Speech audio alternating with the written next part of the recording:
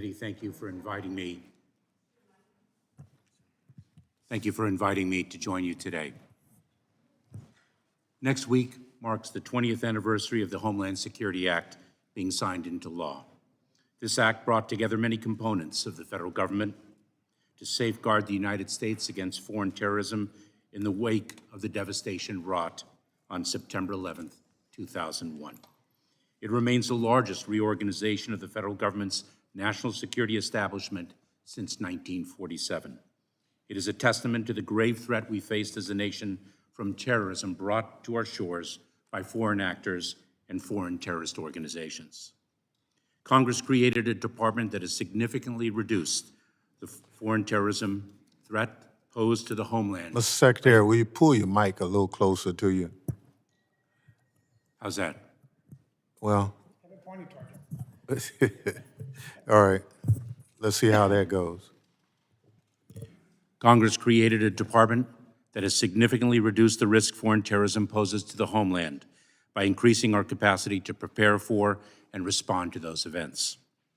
Foreign terrorist organizations remain committed to attacking the United States from within and beyond our borders.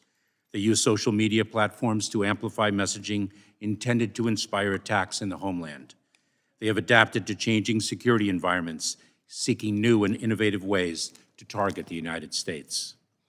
The evolving terrorism threat to the homeland now includes lone actors, fueled by a wide range of violent extremist ideologies and grievances, including domestic violent extremists, U.S.-based individuals who seek to further political or social goals wholly or in part through violence, without direction or inspiration from a foreign terrorist group or foreign power. From cyber attacks on our critical infrastructure to increasing destabilizing efforts by hostile nation-states, the threats facing the homeland have never been greater or more complex. Flouting internationally accepted norms of responsible behavior in cyberspace, our adversaries, hostile nations and non-nation state cyber criminals, continue to advance in capability and sophistication. Their methods vary, but their goals of doing harm are the same. Hostile nations like Russia, the People's Republic of China, Iran, and North Korea, and cyber criminals around the world continue to sharpen their tactics and create more adverse consequences. Their ransomware attacks target our financial institutions, hospitals, pipelines, electric grids, and water treatment plants, attempting to wreak havoc on our daily lives. They exploit the integrated global cyber ecosystem to sow discord, undermine democracy, and erode trust in our institutions, public and private. These cyber operations threaten the economic and national security of every American and many others around the world.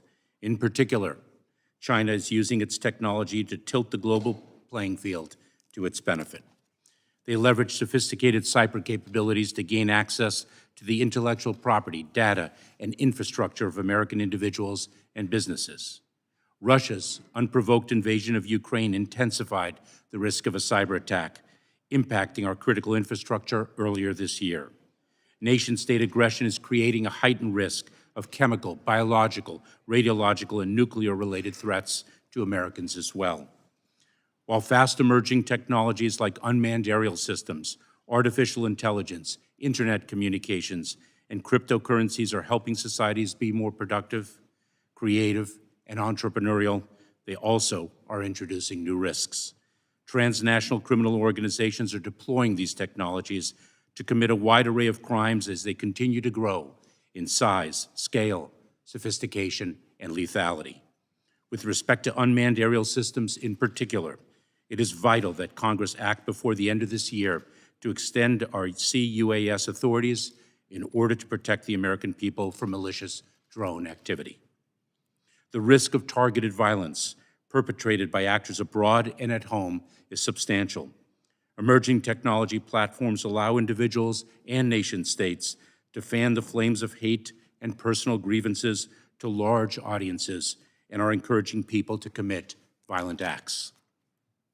Those driven to violence are targeting critical infrastructure, soft targets, faith-based institutions, institutions of higher education, racial and religious minorities, government facilities and personnel, including law enforcement and the military, and perceived ideological opponents.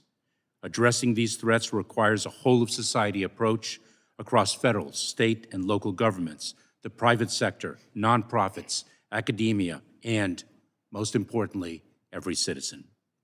Congress may not have predicted the extent of today's threat environment when our department was created 20 years ago, but our mission has never been more vital.